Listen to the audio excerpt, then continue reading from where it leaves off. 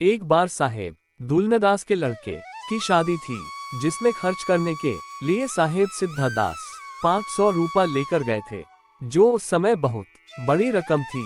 ये वहां पर बारात के इंतजाम और लेन देन के अग्रकर्ता गुरुजी द्वारा बना दिए गए थे, जिसका इन्होंने पूर्ण रूपेण निर्वाह किया और बारात की विदाई के बाद बिना हिसाब दिए ही घर चले आए।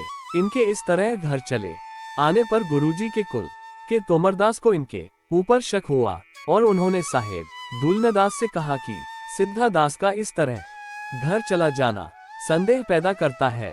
हमें लगता है कि उन्होंने कुछ घपला किया है, इसीलिए बिना हिसाब दिए चले गए।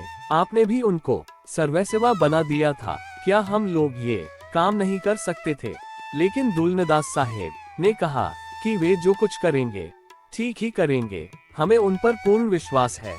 साहेब दुलनदास की प्रेरणा से तथा योग बल से साहेब सिद्धादास ने सारी बात जान ली। वह तुरंत ही घर से चलकर और धर्मेधाम पहुंचकर साहेब दुलनदास से हाथ जोड़कर बोले, साहेब एक बड़ी गलती हो गई थी, मैं बिना हिसाब दिए ही चला गया था, इसलिए मैं आया हूँ, आप मुझसे हिसाब ले लें। इतना कहकर सारा हिसाब गुरुजी को समस्त लोगों की उपस्थिति में दिया, जिसमें 500 रुपया अतिरिक्त खर्च हुआ था, जो साहेब ने अपने पास से खर्च किया था।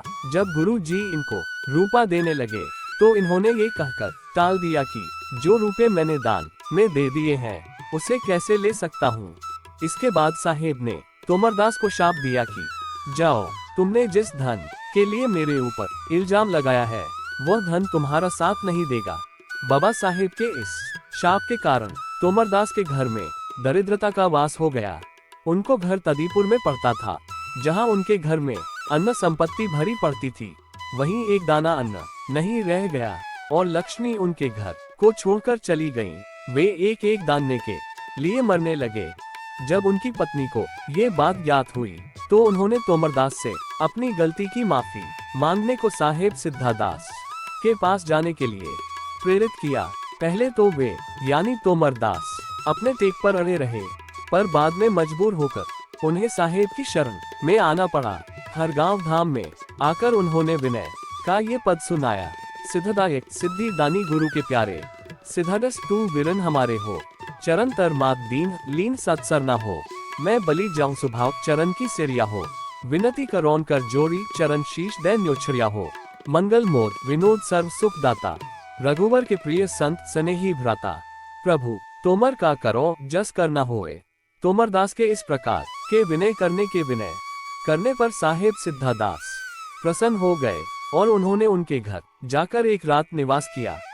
जब सवेरे चलने को हुए तो तोमरदासर की धर्म पत्नी ने दीन भाव से कहा, साहेब आज हमारे पास आपकी दक्षिणा देने के लिए कुछ नहीं है। साहेब उसके अभिप्राय को समझ गए और घर के एक कोने में रखी भूसी को एक देहरी में डाल दिया और कहा कि इसका पिहान बंद कर लो, सद्गुरु की कृपा से तुम इसमें नीचे से अपने काम भर के लिए अन्न पाओगे, लेकिन पिहान को मत खोलना।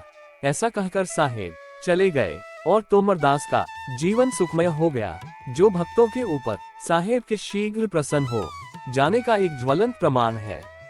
साहेब सिद्धादास का जीवन इस तरह के कितने ही अलौकिक चमत्कारों से पूर्ण था। शुभ सतनाम बंदगी।